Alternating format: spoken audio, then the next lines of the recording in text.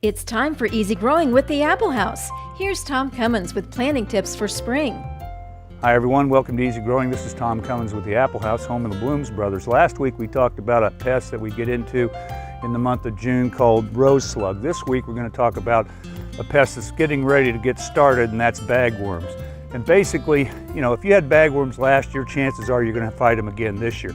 If you haven't had them in the past, or you didn't have them last year, there's still a potential for them, because what happens when the larvae first hatch, they spin a little silk web and actually can get picked up by the wind and blown into a landscape that they haven't been in before, and basically begin doing damage. So it's important that we be vigilant.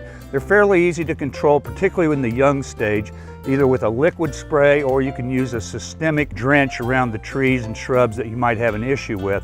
The systemic drench should be applied as soon as possible for the most effective use. The sprays can be used right at the time you see any kind of infestation getting started. Spraying should be thorough. You might take a follow-up spray about 10 days later to wipe them out completely, but getting rid of them in the landscape is very, very important, and it's something that if you do it every year, you're not going to have any issues. This has been Tom Cummins, and we'll see you again next week on Easy Growing.